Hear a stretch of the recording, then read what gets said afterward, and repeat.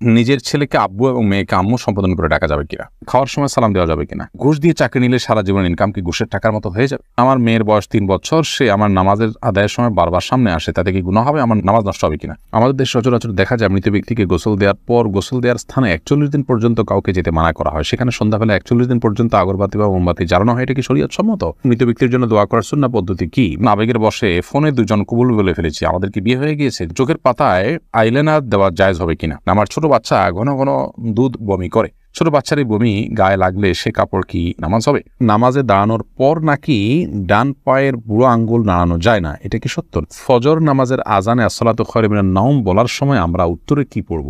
অনেক বয়স হওয়ার পরও আমার বড় ভাই বিয়ে করছে না, পরিবার চাচ্ছে আমাকে বিয়ে করাতে, কিন্তু আমি সমাজের মধ্যে লজ্জিত হয়ে যাচ্ছি, আমার কি করণীয়? চলুন তাহলে আর বিলম্ব না করে আপনাদের প্রশ্নের উত্তর দেওয়ার আলোকিত ভবনে আমরা প্রবেশ করি এবং শুরু করি আমরা প্রশ্নোত্তর দেওয়ার পালা।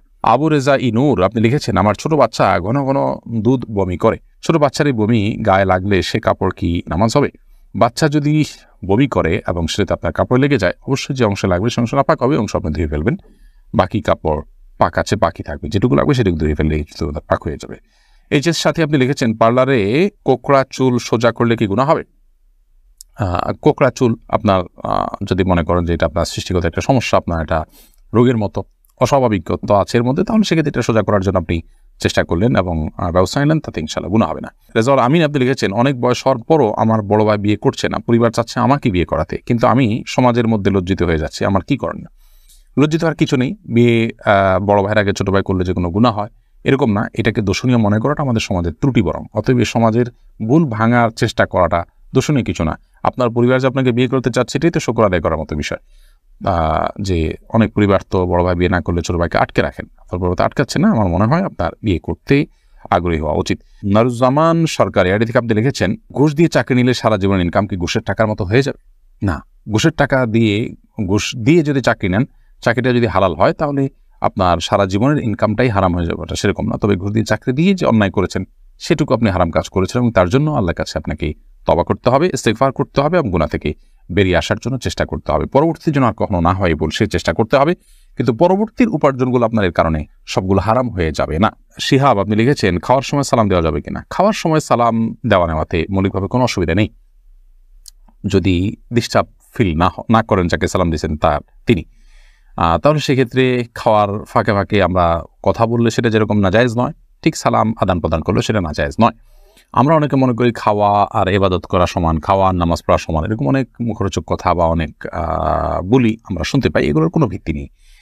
নামাজ এরকম কথা বলা যায় না, সালাম দেওয়া যায় না, খাওয়ার সেরকম কথা বলা যাবে না, বোবার মতো বসে খেতে হবে এবং সালাম দেওয়া যাবে না, এরকমটা আমরা অনেকে মনে করি, এটা সঠিক নয়।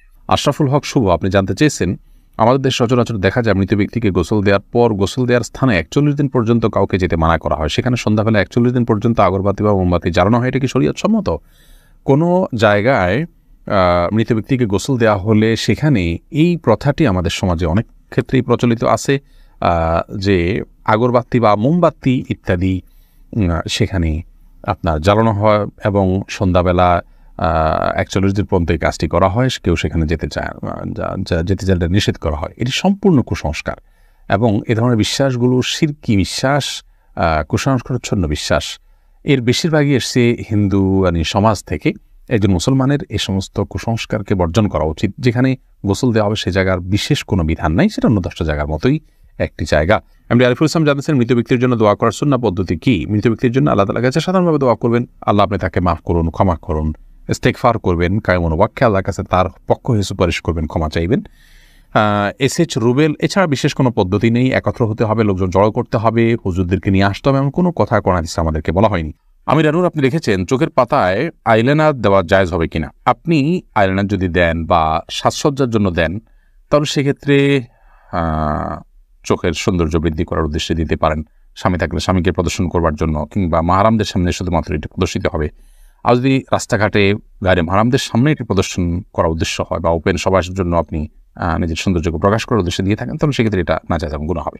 ফখরুল ইসলাম মাহিন আপনি লিখেছেন, আবেগের বশে ফোনে দুজন কবুল বলে ফেলেছি, আমাদের কি বিয়ে হয়ে গিয়েছে? জি না, বিয়ে তো সহজ নয় যে আবেগের বশে দুজনে কবুল করে বলে ফেলছেন আর বিয়ে হয়ে গেছে। দুজন সাক্ষীর সামনে প্রস্তাব এবং কবুল হবে এবং অন্যান্য শর্তাদি পাওয়া যাবে, তখন সেক্ষেত্রে সেটি বিয়ে শরিয়ার দৃষ্টিকোণ থেকে বিশুদ্ধ এবং আপনার সঠিক বিয়ে হিসেবে বিবেচিত হবে।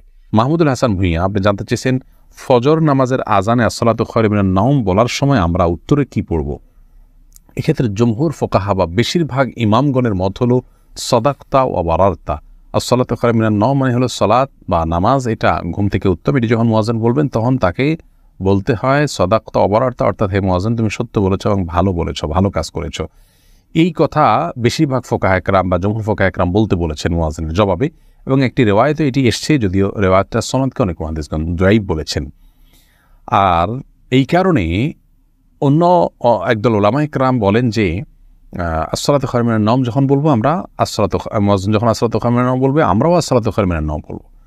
এর কারণ হলো যে আসসালাতু খায়রুম মিনান নাওম এই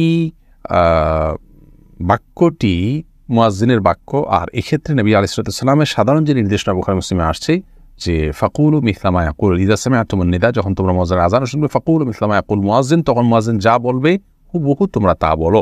শুধুমাত্র হাইয়া আলাস সালাহ হাইয়া আল ফালাহর মধ্যে নবী আলাইহিস সালাম ওই হাদিসে লা হাওলা ওয়া কুওয়াতা ইল্লা বিল্লাহ বলতে বলেছেন। অতএব দুইটা বাদে বাকি সবগুলোতেই ওই হাদিসের সাধারণ যে নির্দেশনা সেটা অনুযায়ী আসসালাতু খায়রুম মিনান নাওম শুনলে আসসালাতু খায়রুম মিনান নাওম অর্থাৎ হুবহু এটা অনুকরণ করার নির্দেশনা দিয়ে থাকেন।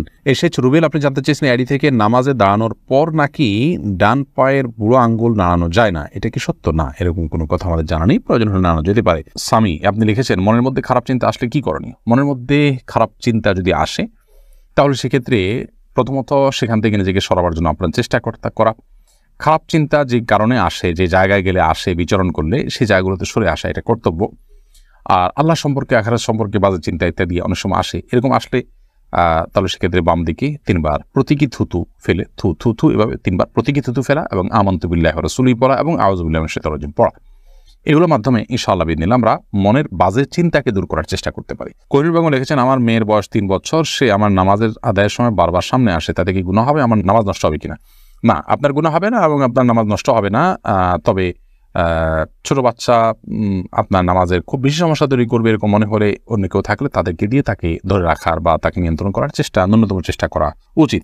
আব্দুর রহমান জানতে চেয়েছেন আমি একজন দর্জি, মহিলাদের পোশাক তৈরি করি, আমি যদি কোনো মহিলাকে তার ইচ্ছা মতো ডিজাইন জামা বানিয়ে দেই আর সে যদি সেটা পরে বেগানা পুরুষের সামনে যায়, দিকে আমার পাপ হবে? যদি এমন হয় যে পোশাকটা বানানোই হচ্ছে পাপের কাজের জন্য আপনি জানেন, তাহলে সেক্ষেত্রে তাকে সহায়তা হবে তার সেটা তৈরি করে দিলে। সেজন্য এটি তৈরি করার ক্ষেত্রে আপনি ডিনাই করা উচিত, এতটুকু এখতিয়ার অধিকার আপনার থাকা উচিত, এবং ইমানি গায়রত যেটাকে বলে ইমানি আত্মসম্মান বোধ সেটা আপনার থাকা উচিত। আর যদি এই লেভেলের সমস্যা না হয়, বরং এটা তিনি বাসায় পড়তে পারেন, তার স্বামীর সামনে পড়তে পারেন, বাহিরে পড়তে পারেন, কি করবেন আপনি জানেন না, তাহলে আপনি খুঁচিয়ে তাকে জিজ্ঞেস করার কোনো প্রয়োজন নেই এবং এর কারণে আপনার গুনাহ হবে না। তিনি যদি এটাকে অন্যায় কাজে ব্যবহার করেন ইনশাআল্লাহ আপনার গুনাহ হবে না। এ হাবিব, আপনার প্রশ্নটি আপনি লিখেছেন নিজের ছেলেকে আব্বু এবং মেয়েকে আম্মু সম্বোধন করে ডাকা যাবে কিনা? স্নেহের জায়গা থেকে বা মমতা করে তাদেরকে আব্বু বা আম্মু ডাকতে কোনো অসুবিধা নেই। এটার উপকর্থে আব্বু আম্মু ডাকা হয়। আব্বু আম্মু ডাকার মানে এই না যে আমার কাগজে কলমে জন্মদাতা পিতা বা মাতা হিসেবে তাদেরকে ঘোষণা দিলাম, এরকম তো আর কেউ করে না। অতএব স্নেহের বসে তাদেরকে আব্বু কিংবা আম্মু ডাকাতে কোনো সমস্যা নেই।